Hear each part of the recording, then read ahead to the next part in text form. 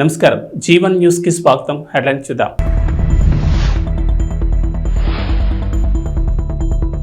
కమనీయంగా జరిగిన 7 వారాల శ్రీ కళ్యాణ వెంకటేశ్వర స్వామి వారి వార్షిక కళ్యాణం.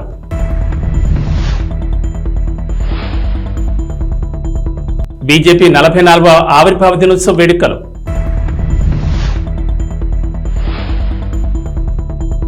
యాడికి మండల కేంద్రంలోని వైసీపీలో నుంచి టీడీపీలోకి చేరికలు. కాకినాడ జిల్లా తునిలోని పెన్షన్ల పంపిణీ ఎన్నికల హీట్ని మరింత పెంచింది. జగన్ తన సొంత లాభాల కోసం వాలంటీర్లను సచివాలయ సిబ్బందిని వాడుకోవడానికి ఎన్నికల కమిషన్ చెక్ పెట్టింది. ఈ నేపథ్యంలో జగన్ రెడ్డికి భయం మొదలైంది. వెన్నులో వణుకు పుడుతోంది. తన అసమర్థత్వానికి, తన నిరంకుశత్వానికి చంద్రబాబుపై వేలెత్తి చూపిస్తున్నాడు. ఈ రోజున ప్రజలు రోడ్డు మీద నిలబడడానికి చంద్రబాబే కారణమని ఆరోపణ చేస్తున్నాడు. ఇంటింటికి తిరిగి పెన్షన్లు పంచడానికి ప్రభుత్వ ఉద్యోగుల రూపంలో రకరకాల మార్గాలున్నా జగన్ వాటిని ఎంచుకోలేదు. సాక్షాత్తు సీఎంఏ ప్రజలను ఎండలో నిలబెట్టాడు. నేరం బాబు మీద వేయడానికి, శిక్ష ప్రజల మీద వేసి రోడ్డు మీద నడిపించాడు. ఇక్కడే మరో లోగుట్టు కూడా ఉంది. ఖజానా ఖాళీ చేశారు. బతకడం కష్టంగా ఉన్న వాళ్ళకి ఇచ్చే పెన్షన్ని కూడా శుభ్రంగా భోంచేశారు. టీడీపీ ప్రభుత్వం వస్తే ప్రజలు ఇలా రోడ్డు మీద నిలబడడానికి ఇది టీజర్ అని వైసీపీ అంటుంటే, ఇది ప్రజలను కాపాడుకోవడానికి బాబు చూపించిన నయా ట్రైలర్ అని ప్రజలు అంటున్నారు. ముందుగా పెరుమాళపురం పంచాయతీ పెద్దలకు, గ్రామస్తులకు, టీడీపీ నాయకులకు, కార్యకర్తలకు, అలాగే జనసేన నాయకులకు, జన సైనికులకు, బీజేపీ కార్యకర్తలకు, అలాగే వాళ్ళ సైనికులందరికీ నా నమస్కారం. ఇంత ఘన స్వాగతం పలికిన నాకు మీ అందరికీ నా కృతజ్ఞతలు, ధన్యవాదములు. ఇవాళ రోజున మనం చూస్తున్నాం, ఈ వైసీపీ ప్రభుత్వంలో రోజుకొక ప్రాబ్లం వస్తుంది. మొన్న డ్రగ్స్ ప్రాబ్లం అయితే ఇవాళ pension problem. TDP, Janasena, BJP ముగ్గురం ఉమ్మడిగా కోరింది ఒకటే, ప్రభుత్వాన్ని కోరింది ఒకటి. పెన్షన్ ప్రభుత్వ ఉద్యోగుల ద్వారా, లేక టీచర్స్ ద్వారా, లేక సచివాలయం ఉద్యోగుల ద్వారా పెన్షన్లు ఇప్పించాలి. వాళ్ళ వృద్ధులకి వాళ్ళ ఇంటికి వెళ్ళి మరీ ఇప్పించాలనేది కోరాము. అక్కడ ఖజానా, ప్రభుత్వం దగ్గర ఖజానా ఖాళీ అయితే ఆ నెపం టీడీపీ మీద నెట్టున్నారు. ఇది మేము తీవ్రంగా ఖండిస్తున్నాము. మళ్ళీ చెప్తున్నాం, మీరు పెన్షన్ ఇవ్వాలనుకుంటే వృద్ధుల్ని ఇబ్బంది పెట్టకుండా వాళ్ళ ఇళ్లకి తీసుకొని వెళ్ళి మరీ ఇప్పించండి. జై హింద్, జై తెలుగుదేశం. కాకినాడ జిల్లా తుని ఆర్టీసీ కాంప్లెక్స్ ప్రాంతంలో గల 7 వారాల శ్రీ కళ్యాణ వెంకటేశ్వర స్వామి వారి వార్షిక కళ్యాణం కమనీయంగా జరిగింది. తాళ్లూరు జీఎస్ స్వామి వారి మఠాధిపతులు పొడుగు వెంకట సత్యనారాయణ ప్రసాద్ ఆచార్యుల పర్యవేక్షణలో కళ్యాణం ప్రారంభమైంది. చక్కని వేదికపై స్వామి అమ్మవార్లను వేంచింపచేసి శాస్త్రపరంగా కళ్యాణం నిర్వహించారు. ఆలయ అధ్యక్షులు చేపల అప్పలరాజు దంపతులు స్వామివారికి పెండ్లి వస్త్రాలు సమర్పించగా, ఆలయ కార్యదర్శి కేసన్కుర్తి సూర్యప్రకాష్ అమ్మవారికి పట్టు వస్త్రాలు సమర్పించారు. కళ్యాణం అనంతరం వేలాదిగా వచ్చిన భక్తజనులందరికీ ఆలయ కమిటీ అన్నప్రసాద వితరణ చేసింది. లోక కళ్యాణార్థం ప్రజలందరూ బాగుండాలని, పశుపక్షాదులు బాగుండాలని ఈ పంచమ వార్షిక కళ్యాణం ఘనంగా నిర్వహించారు.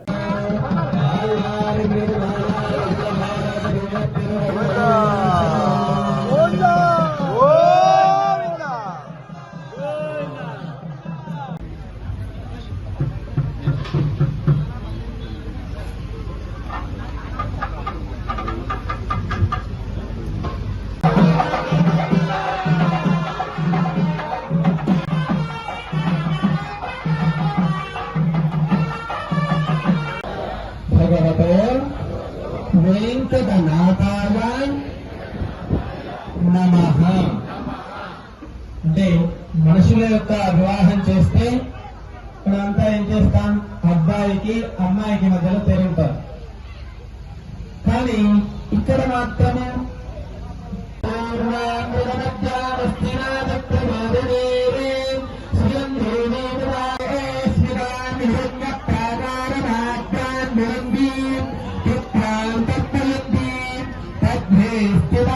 బెల్లంపల్లి పట్టణంలో బీజేపీ 44వ ఆవిర్భావ దినోత్సవ వేడుకలను జిల్లా ప్రధాన కార్యదర్శి పట్టికృష్ణ ఆధ్వర్యంలో ఘనంగా నిర్వహించారు. పట్టణ అధ్యక్షురాలు దారా కళ్యాణి బీజేపీ పార్టీ జెండాను ఆవిష్కరించారు. ఈ సందర్భంగా పలువురు మాట్లాడుతూ, దేశంలో నరేంద్ర మోడీ చేసిన అభివృద్ధి సంక్షేమ కార్యక్రమాలకు ఆకర్షితులై చాలా మంది పార్టీలో చేరడం జరిగిందన్నారు.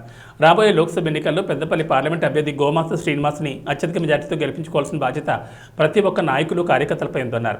లోక్సభ ఎన్నికల్లో 400 పైగా సీట్లు గెలుస్తామని ధీమా వ్యక్తం చేశారు. ఈ కార్యక్రమంలో నాయకులు, కార్యకర్తలు పాల్గొన్నారు.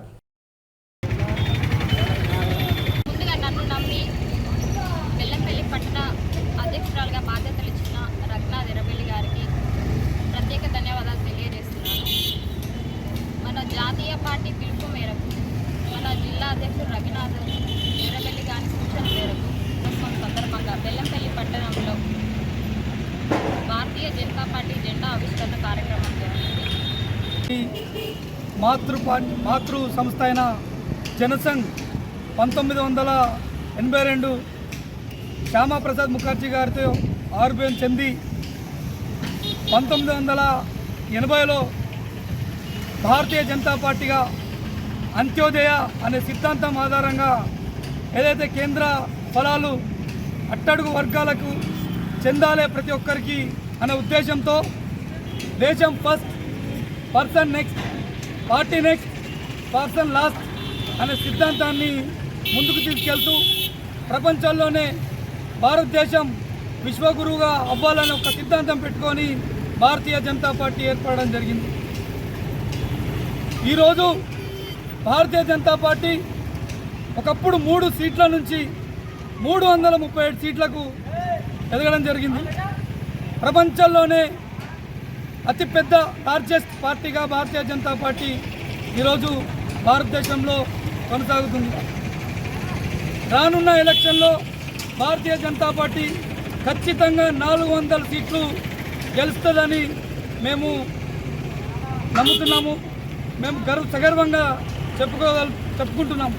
ఎందుకంటే నరేంద్ర మోదీ గారు భారతదేశానికి అందించిన సేవలు కానీ అభివృద్ధి కానీ ప్రతి ఒక్క పేద అట్టడుగు వర్గాల్లో ఉన్న దళితులు, బీసీ వర్గాలు ప్రతి ఒక్కరు గుర్తించి ఈరోజు భారతదేశాన్ని భారతీయ జనతా పార్టీ ఖచ్చితంగా ఉండాలని చెప్పేసి గుర్తిస్తున్నారు.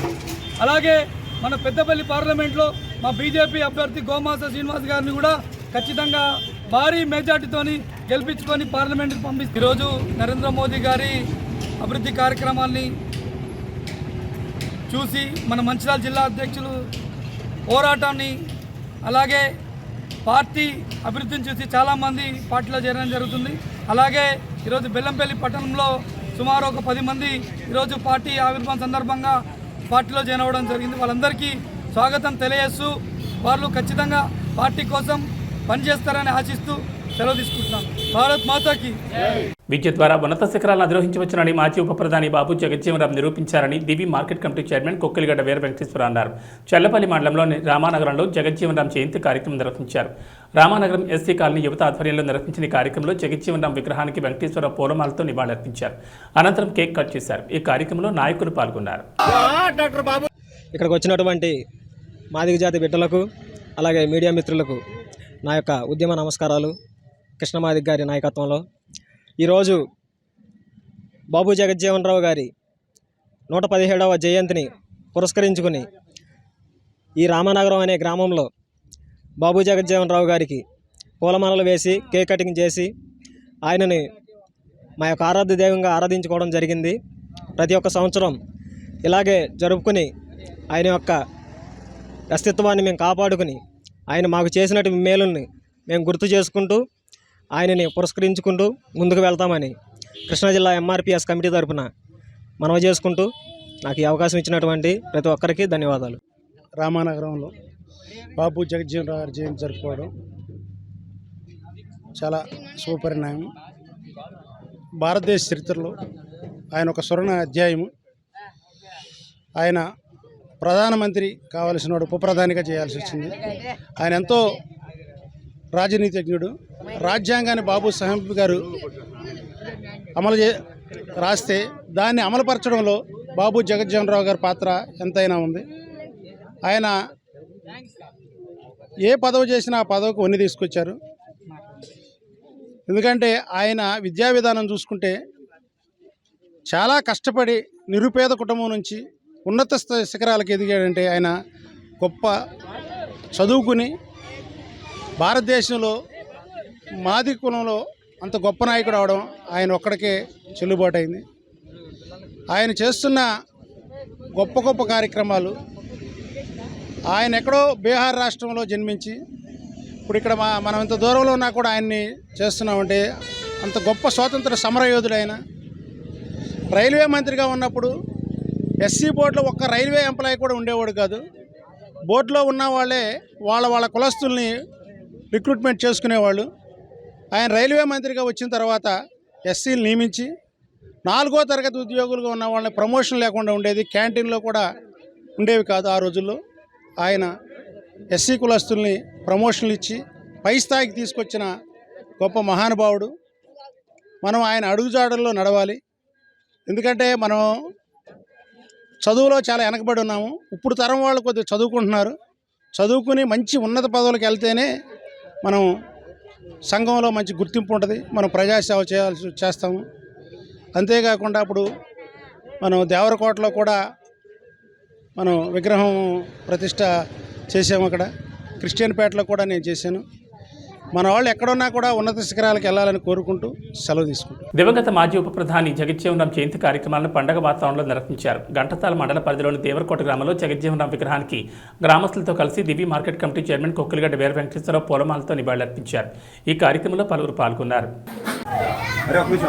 బాబు జగజ్జీవన్ రావు గారు జయంతి సందర్భంగా దేవరకోటలో విగ్రహంకు పూలమాలలు వేసి నివాళులర్పించడం జరిగింది. ఆయన మహానుభావుడు. రాజ్యాంగంలో రాసిన బాబాసాహెబ్ అంబేద్కర్ రాసిన రాజ్యాంగాన్ని ఆయన తూచా తప్పకుండా ఎస్సీ సామాజిక వర్గానికి, మాది కమ్యూనిటీకి కానీ బీసీలకు కానీ ఈ వర్గాల వారి కోసం ఆయన పాటుపడ్డారు. ఆయన భారత ప్రధాని కావాల్సిన వారు ఉప ప్రధానిగా మిగిలిపోయారు. ఆ రోజున అగ్రకుల వారు చేసిన కుట్ర వల్ల ఆయన ప్రధానమంత్రి కాలేకపోయారు. ఆయన పేద ప్రజల కోసం అహర్నిశలు కష్టపడి పనిచేశారు. ఆయన ఏ పదవిని అలంకరించినా ఆ పదవికి వన్నె తెచ్చారు. భారతదేశంలో అనేక శాఖలు నిర్వహించారు. రైల్వే శాఖ నిర్వహించేటప్పుడు ఆ శాఖలో 4వ తరగతి ఎంప్లాయీస్ ఉండే ఎస్సీలే ఉండేవాళ్ళు. ఆ ఎస్సీలకి ప్రమోషన్ అనేది ఉండేది కాదు. 4వ తరగతి నుంచి ప్రమోషన్ అనేది చేయడం వల్ల ఆయన ప్రమోషన్ తీసుకొచ్చారు. ఆయన ద్వారానే ఆ ప్రమోషన్లో మంచి క్లర్క్ వరకు కూడా సూపరింటెండెంట్ వరకు వెళ్ళడానికి కూడా జరిగింది. అంతేకాకుండా రైల్వే బోర్డులో ఎస్సీ మెంబర్ అనేవాళ్ళు ఎవరు ఉండేవాళ్ళు కాదు. ఆయన వచ్చిన తర్వాత ఎస్సీ బోర్డు మెంబర్గా రిక్రూట్మెంట్ చేశారు ఎస్సీ వారిని. అంతేకాకుండా ఎస్సీలో క్యాంటీన్ విధానం కూడా ఉండేది. ఆ క్యాంటీన్ కూడా ఎస్సీలకి చేయడం జరిగింది. ఆయన టైంలోనే హరిత విప్లవం అనేది వచ్చింది. వ్యవసాయంలో కూడా అనేకమైన విప్లవాత్మక మార్పులు తీసుకొచ్చి పేద ప్రజల కోసం పాటుపడిన మహానుభావుడు. ఆయన విద్య ద్వారానే గొప్పవాడయ్యారు. ఎందుకంటే మా తోటి కోస్తున్న అందరూ కూడా మంచిగా చదువుకుని విద్యలో పైకొచ్చి నలుగురికి ఉపయోగపడేటట్లు ఉండాలి. ఎందుకంటే ఎస్సీ సామాజిక వర్గంలో వెనకబడిన వర్గం ఏదైనా ఉందంటే మాది కమ్యూనిటీ ఒకటే. దీనికి ఆయన కృషి చేశారు. ఈ టైంలో అందరూ బాగుండేది. ఇప్పుడు అందరూ కూడా చదువుకొని మంచి ప్రయోజకులయ్యి ఆయన ఆశయాలకు తోడుగా ఉండాలని కోరుకుంటూ సెలవు తీసుకుంటారు. ముఖ్యమంత్రి జగన్మోహన్ రెడ్డి మళ్లీ అధికారంలోకి రావాలని ప్రజలు కోరుకుంటున్నారని అవనిగడ్డ ఎమ్మెల్యే సింహాద్రి రమేష్ బాబు అన్నారు. మోపిదేవ్ మండల పరిధిలోని పెద్ద కల్లేపల్లి గ్రామంలో వివిధ పార్టీలకు చెందిన పలువురు రమేష్ బాబు సమక్షంలో వైఎస్ఆర్ కాంగ్రెస్ పార్టీ తీర్థం పుచ్చుకున్నారు. పెద్ద కల్లేపల్లి 1 గ్రామ సచివాలయ కన్వీనర్ అరజా వెంకటచలపతిరావు నివాసం వద్ద మండల పార్టీ కన్వీనర్ గరికపాటి వెంకటేశ్వర ఆధ్వర్యంలో పలు పార్టీలకు చెందిన 20కి పైగా కుటుంబాల పార్టీలు చేరాయి. కండువాలు కప్పి పార్టీలకు ఆహ్వానించారు. ఈ కార్యక్రమంలో పలువురు పాల్గొన్నారు. రామారావు గారు, అట్లాగే తలుపుల సుధాకర్ గారు కమ్యూనిస్ట్ పార్టీ నుంచి, తెలుగుదేశం నుంచి, రాజశేఖర రెడ్డి గారి కుమారుడు జగన్మోహన్ రెడ్డి గారు అధికారంలోకి వచ్చిన తర్వాత చెప్పిన వాగ్దానాలు చెప్పినట్టు చేసి పేద ప్రజలకు ఉపయోగపడేటట్టుగా ఇళ్ళు, తినడానికి తిండి, కట్టుకోవడానికి బట్ట, పిల్లల చదువులు, ఆరోగ్యం జాగ్రత్తగా చూస్తున్నారు. ఈ పార్టీ మళ్ళీ అధికారంలోకి రావాలా, మళ్ళీ జగన్మోహన్ రెడ్డి గారు మంచిగా ఉండాలా, ఈ పేదలందరినీ ఆదుకోవాలా. ఈ అభివృద్ధి అంటే జగన్మోహన్ రెడ్డి గారు చేసింది అభివృద్ధి. మూతపడిపోతున్న గవర్నమెంట్ స్కూల్స్ బాగు చేయటం, ఊళ్ళో ఎల్ఎస్ సెంటర్ పెట్టడం, సచివాలయాలు పెట్టడం, రైతు భరోసాలు పెట్టడం, ఇదంతా అభివృద్ధేను. దాంతోపాటు గడప గడప తిరిగితే ఊరికి సచివాలయం దగ్గర 20 లక్షల రూపాయలు రోడ్లు వేశారు. మెయిన్ రోడ్లు కొంచెం కరోనా మూలంగా ఇబ్బంది పడినా మిగిలిన రోడ్లన్నీ అయిపోయినాయి. అవి కూడా ఇప్పుడు చేసుకుంటూ వెళ్తున్నారు. అన్ని రకాలుగా ఈ ప్రభుత్వం పరిపాలన బాగుందని చెప్పి చేరిన కళ్ళేపల్లి వాసులు అందరికీ పేరు పేరున ధన్యవాదాలు. ఇప్పుడు వైఎస్ఆర్ పార్టీలో చేరిన జనసేన కార్యకర్తలు, అలాగే సిపిఎం నుంచి చేరటం అనేది జగన్మోహన్ రెడ్డి గారు చేసిన పాలన చూసి చేరటమే కానీ ఆయన ఇచ్చే పేదవాడికి అందించిన సంక్షేమ పథకాలు, దాంతోపాటు అభివృద్ధి. దాన్ని చూసి ఇవాళ ఇందాక మనకి సిపిఎం కార్యకర్త, నాయకుడు చాలా గట్టిగా తిరిగేవాడు. అతను బయట ఇందాక మాట్లాడినప్పుడు చెప్తున్నాడు, మరేంటి దీంట్లో ఎందుకు ఆకర్షితుడయ్యావంటే, మేము కోరుకునేవాళ్ళం, మేము రోడ్డు ఎక్కి తిరిగేవాళ్ళం, పేదవాడికి ఇల్లు కావాలి, ఇళ్ల స్థలం కావాలి, ఇల్లు కావాలి, పిల్లల చదువులు కావాలి, ఆరోగ్యం చూడాలని చెప్పి ఎప్పుడు ధర్నాలు ఎన్ని చేసేవాళ్ళం ఏళ్ల తరబడి. ఈ ముఖ్యమంత్రి వర్యులు జగన్మోహన్ రెడ్డి గారు వచ్చిన తర్వాత అవన్నీ తీర్చాడు. ఇంకా మాకు ఆ పార్టీలో పని కూడా లేదు. ఆయన చేసే సేవల్ని ప్రజలకు అందే విధంగా నా తోడ్పాటు అందిస్తానని చెప్పడం కూడా మాకు చాలా ఆనందంగా ఉంది.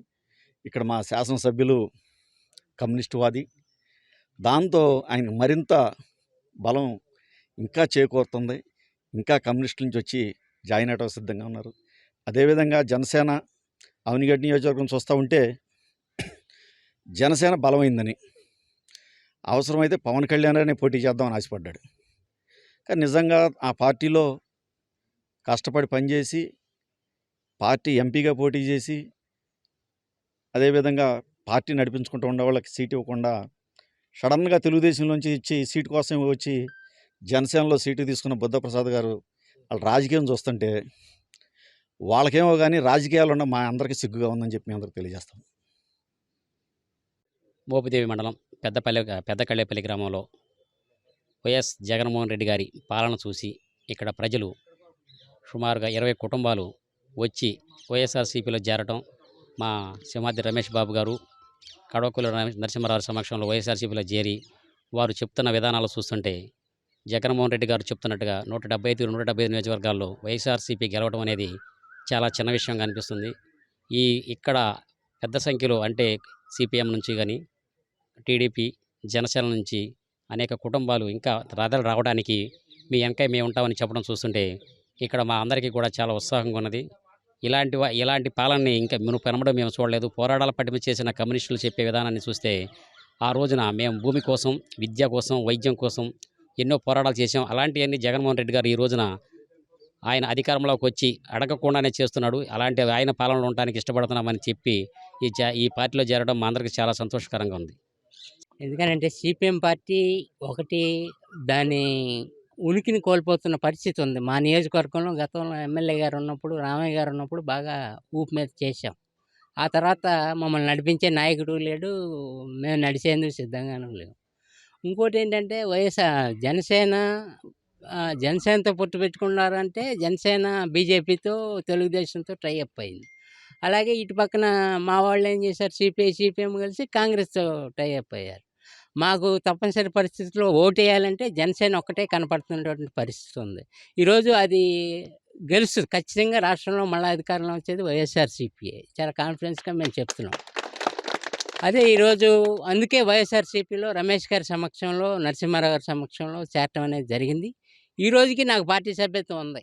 నన్ను సస్పెండ్ చేయొచ్చు కూడా రేపొద్దున. ఎందుకనంటే నేను పార్టీ సభ్యుడిగా ఉన్నవాళ్ళు చాలా విలువ, పార్టీ సభ్యత్వానికి చాలా విలువ ఉంది.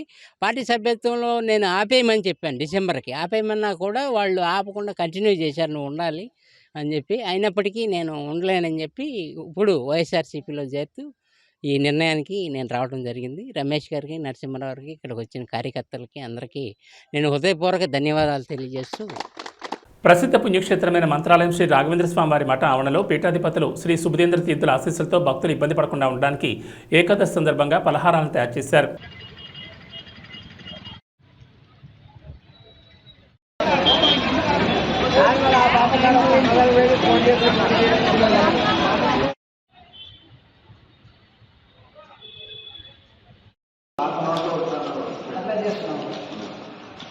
మంత్రాలయం ఎక్స్-జెడ్పీటీసీ మెంబర్ని. మా వారిది సంస్థ, ఈ సొసైటీ, ఈ పేపర్ ఛానల్ ప్రతి ఏకాదశికి రాఘవేంద్ర స్వామి భక్తులకు సాయంకాలం ఏకాదశి రోజు టిఫిన్ కార్యక్రమం మొదలుపెట్టినారు. ఈ ప్రతి ఏకాదశి ఇదే విధంగా సాగాలని కోరుకుంటున్నారు, దిగ్విజయం చేయాలని కోరుకుంటున్నారు. అలాగే మా వారధి సంస్థకి ప్రతి ఏటా రాఘవేంద్ర స్వామి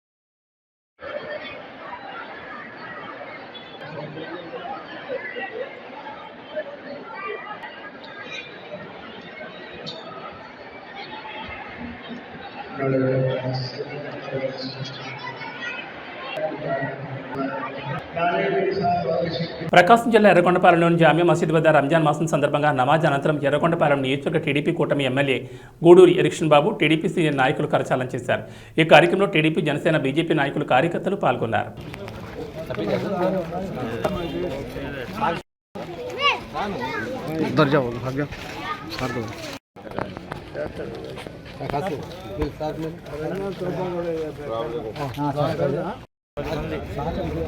మిగతా వాళ్ళందరూ సరే వచ్చేయి, తీసుకొచ్చేయి. అమ్మా బడే పైకి చూస్తా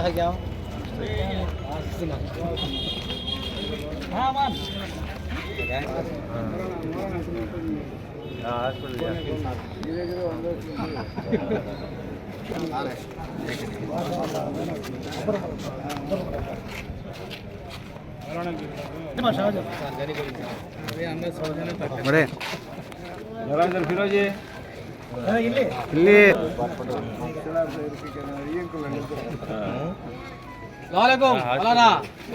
తిరుపతి జిల్లా నాయుడుపేట నందు బీజేపీ ఎంపీ అభ్యర్థి డాక్టర్ వరప్రసాద్ ఏఎంసీ గ్రౌండ్ నందు వాకింగ్ చేస్తున్న ప్రతి ఒక్కరిని ఆప్యాయంగా పలకరించి సూళ్లూరుపేట నియోజకవర్గానికి తాను చేసిన మేలును, భవిష్యత్తులో చేయబోయే మేలును వారికి వివరించారు. వారి వెంట నాయకులు ఉన్నారు. ఈ సందర్భంగా మాట్లాడుతూ, నేను తిరుపతి పార్లమెంట్ ఎంపీగా ఉన్నప్పుడు మన సూళ్లూరుపేట నియోజకవర్గానికి అనేక మంచి కార్యక్రమాలు చేశానని, అది మీ అందరికీ తెలుసని, భవిష్యత్తులో మీకు సేవ చేయడానికి నేను తిరిగి బీజేపీ తరఫున తిరుపతి పార్లమెంట్ నుంచి పోటీ చేస్తున్నానని అన్నారు. అదేవిధంగా సూళ్లూరుపేట నియోజకవర్గ తెలుగుదేశం పార్టీ నుంచి ఎమ్మెల్యే అభ్యర్థిగా డాక్టర్ నెలవల విజయశ్రీని మీరందరూ అత్యధిక మెజార్టీతో గెలిపించి ఆశీర్వదించాలని కోరారు.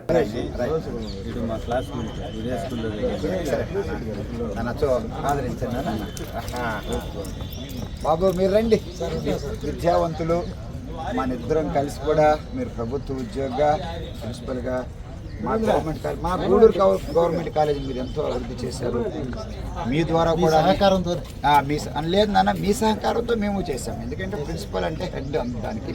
మీరు ఆయన కూతురికి విజయసాయి గారు రేపు ఎమ్మెల్యేగా, అభ్యర్థిగా తెలుగుదేశం నిలబడడానికి అవకాశం ఇచ్చారు.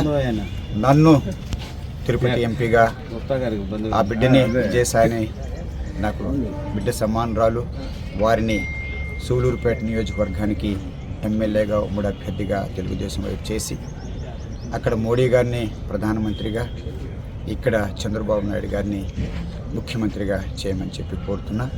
ఒకవేళ తెలియని పొరపాట్లు ఏమైనా చేసి ఉండుంటే, ఒకవేళ తెలుగుదేశంలో ఉన్నప్పుడు నేను అనకూడదు ఆ మాట, అనుకునుంటే ప్రజలు నేను కోరుతున్నా. వారు చాలా అనుభవంతులు. వారు చేసింది ఒకటే, ఏమంటే చంద్రబాబు గారు రెండు కళ్ళుగా భావించారు, సంక్షేమము, అభివృద్ధి కూడా.